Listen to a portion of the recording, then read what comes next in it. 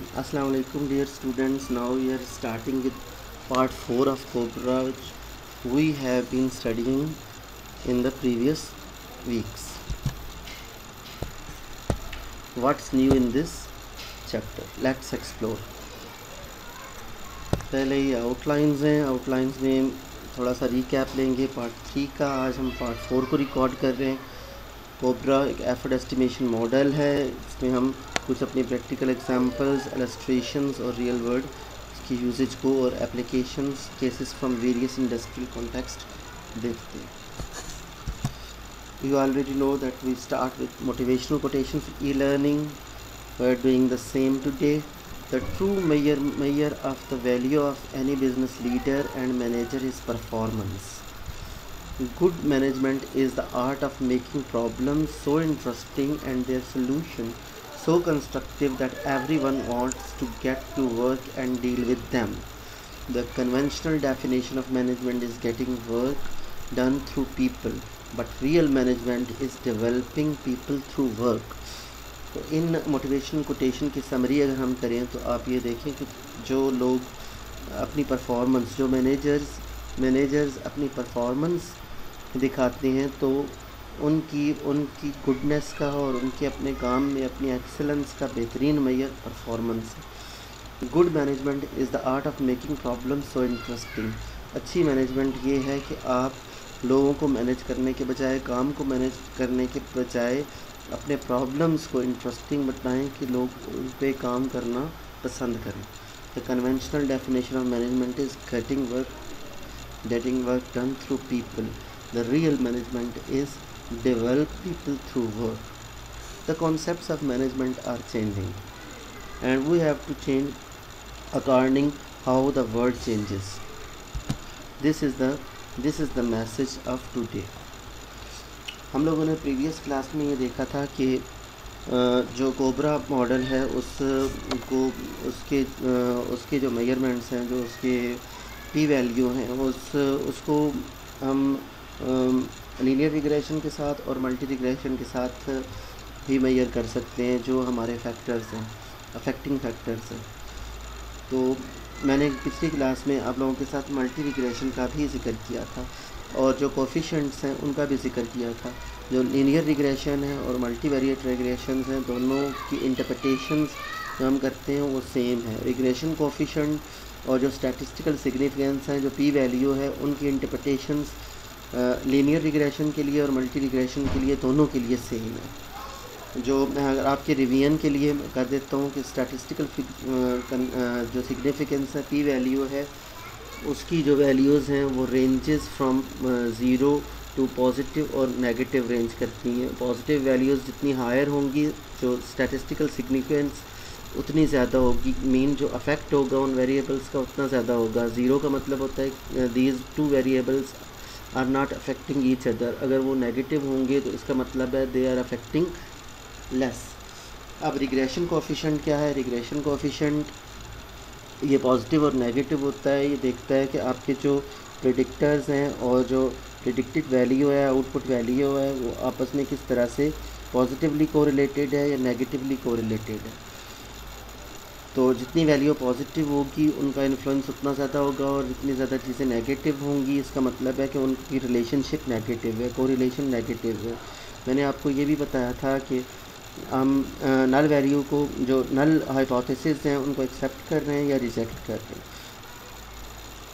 Null hypothesis क्या होते हैं? नल हाइपोथेसिस ये होते हैं कि जो हम जो रिलेशनशिप्स एग्जिस्ट करते हैं उनको हम पहले नेगेटिवली देखते हैं कि जो सेमिनार्स हैं स्टूडेंट परफॉर्मेंस को अफेक्ट नहीं करते। ये अगर हमारे एच नॉट बनते हैं, नल हाइपोथेसिस बनते हैं, तो अल्टरनेटिव हाइपोथेसिस जिन इफ़ेक्ट्स को हम स्टडी करना चाहते हैं, कि हम ये स्टडी करना चाहते हैं कि जो सेमिनार्स हैं वो स्टूडेंट परफॉर्मेंस पे इन्फ्लुएंस करते हैं या नहीं करते हैं। ठीक है, H1 हमारा क्या बनेगा? H नॉट अगर हमारा ये है कि seminars have no affects on the performance of student, H naught है, तो अल्टरनेटिव हाइपोथेसिस जिस अफेक्ट को, जिस फिनोमेना को हम स्टडी करना चाहते हैं वो बनेंगे। It means that the seminars affect the performance of a student. तो जो रिग्रेशन कोफिशिएंट है वो हम अपने अपने जो एच नॉट्स हैं उनको एक्सेप्ट या रिजेक्ट करते हैं, जो हमारे नल हाइपोथेसिस हैं उनको एक्सेप्ट या रिजेक्ट करते हैं। अब एक दूसरी टेक्निक है वो है फ्यूचर वेटिंग विद रिलीफ। तो इसके साथ भी हम लोगों ने देखा, अगर आप लोग इस टेबल को देखो तो इसमें जो रिग्रेशन कोफिशिएंट्स हैं कुछ आपको नेगेटिव नज़र आ रहे हैं और कुछ माइनस नज़र आ रहे हैं, कुछ नेगेटिव नज़र आ रहे हैं और कुछ पॉजिटिव नज़र आ रहे हैं। जो पॉजिटिव हैं उनको हम देखते हैं project management, knowledge and experience, extent of software reuse और प्रोग्राम कोड कम्प्लेक्सिटी। इसमें अगर आप ये देखें तो सबसे जो हाईएस्ट हैं, I think the outcome of the feature weighting are largely consistent with previous analysis similar to the visual analysis and regression analysis. Relief identified the reuse level as the most relevant. Reuse level कहाँ पे आता है? ये extent of software reuse 0.316, उसके बाद बनता है 0.08 और उसके बाद बनता है 0.03। अगर इनकी तरतीब को हम देखें तो डिसेंडिंग ऑर्डर में अगर हम इनको करें तो ये सबसे ज़्यादा रेलेवेंट हैं। बाकी आप नेगेटिव को देख रहे हैं, नेगेटिव में जो हाईएस्ट नंबर होगा 0.080 होगा, मेरा ख्याल है 0.8, 0.07, 0.08, 0.08। अगर आप नेगेटिवली में देखें तो 0.07 को अगर देखें तो knowledge and skill on application domain, तो वो बहुत ज़्यादा रेलेवेंट है। Their effect is more significant than other factors. The last analytical method we try in the example is casual discovery. You use the PC algorithm implemented in the free casual discovery software package called I think the pronunciation of this word is Tatfred IV8. Again we set all project characteristics to a cardinal scale and formatted the data to a file format acceptable to Tetra. PC algorithm used the default setting of Tatfred. The analysis found reuse level and the domain skills to have a relevant causal influence on development productivity. तो analytical method में हम बहुत सारी techniques को apply करके ये देख रहे हैं कि कौन से जो फैक्टर्स हैं, इन्फ्लुएंसिंग फैक्टर्स हैं जिनका हमें वेट कैलकुलेट करना है, वो मोर रेलेवेंट कौन से हैं और लेस रेलेवेंट कौन से। तो हम लोगों ने एक समरी इसकी क्रिएट किया है कि analytical identification of relevant after factors हमने विजुअल एनालिसिस से किया, मल्टीवेरिएट रिग्रेशन से किया, फ्यूचर वेटिंग से किया, कैजुअल डिस्कवरी से किया। तो इस समरी में अगर आप देखें तो प्रोग्राम कम्प्लेक्सिटी को 4 नंबर हैं, उसके बाद 3 हैं, 3 किसका project management knowledge and experience के हैं, और 2 हैं knowledge and skill and application domain के हैं। तो जो हमें रिजल्ट्स मिले हैं सारी की सारी टेक्निक्स अप्लाई करने के बाद कि कौन से एफर्ट फैक्टर्स हैं मोर रेलेवेंट हैं और जो कौन से ऐसे हैं जो लेस रेलेवेंट हैं, तो ऑलमोस्ट जो रिज़ल्ट्स हैं वो आप लोगों को सिमिलर नज़र आ रहे हैं। अब इन फैक्टर्स को जो सॉफ्टवेयर प्रोडक्टिविटी है, ये फैक्टर्स जिनकी वैल्यूज़ ज़्यादा हैं, सिग्निफिकेंस ज़्यादा है, वो ज़्यादा अफेक्ट करेंगे प्रोडक्टिविटी को। कंबाइन अप्रोच में हम सिंथेसाइज करते हैं, ये बात मैं पहले भी बता चुका हूँ। जजमेंटल एनालिटिकल अप्रोचेस को in this approach judgement of domain expert is compared to the results of the analytical factor selection. Then this comparison is presented to the domain expert who discuss the potential reasons of the observed discrepancies. At the end, the domain expert agree on the synthesis of judgmental and analytical factor selection and decide which factors are relevant and should be included in the COBRA model.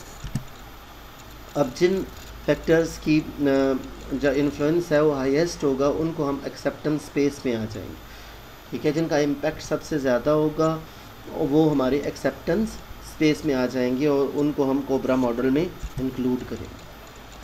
हमारा 10th step है build the effort model.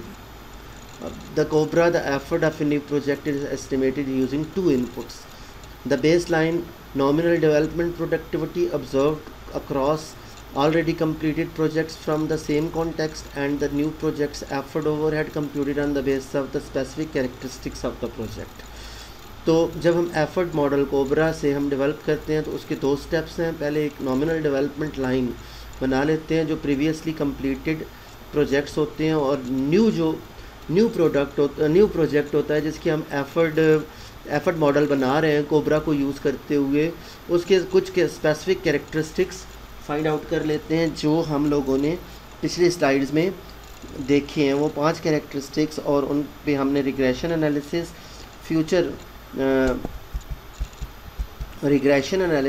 Future multivariate regression, future waiting, casual discovery को apply किया है। उन factor से जो domain expert का opinion होता है, उन फैक्टर्स को कैलकुलेट कर लेते हैं, और फिर उसके बाद हम उनके वेट कैलकुलेट करते हैं। फिर 10वां स्टेप क्या है, 10th स्टेप क्या है, कोबरा डेवलपमेंट मॉडल प्रोसेस है building the effort model. The objective of this step is to determine the baseline nominal productivity of already completed projects, क्योंकि इसको डेवलप करने के 2 स्टेप्स हैं। एक हम नॉमिनल प्रोडक्टिविटी बेस लाइन को देखते हैं, और दूसरा स्टेप हमारा क्या है, दूसरा स्टेप है कि हम लोग जो स्पेसिफिक कैरेक्टरिस्टिक्स हैं जिस के लिए हम एफर्ट ओवरहेड को कंप्यूट करना चाहते हैं, उसके उन कैरेक्टरिस्टिक्स को फाइंड आउट करते हैं। हिस्टोरिकल फैक्टर्स डेटा और एफर्ट मल्टीप्लायर्स डेटा को कंप्यूट करते हैं। एक्टिविटीज़ क्या क्या परफॉर्म करते हैं, compute actual effort multiplier for historical projects, simulate effort overhead distribution for historical projects, और डिटर्मिन नॉमिनल प्रोडक्टिविटी बेसलाइन। और टूल्स को हम कौन से यूज़ करते हैं, आर है, SPSS है, स्टैटिशिया है, डेटा माइनिंग टूल्स, वीका जिस तरह से एक है, KNIME, K9 है, और डेटा माइनिंग की टूल्स हैं, उनको हम अप्लाई करते हैं। और आउटपुट क्या आती है, कोबरा एफर्ट एस्टिमेशन मॉडल आता है। इसमें एफर्ट ओवरहेड मॉडल और base line for nominal development productivity आ जाता है।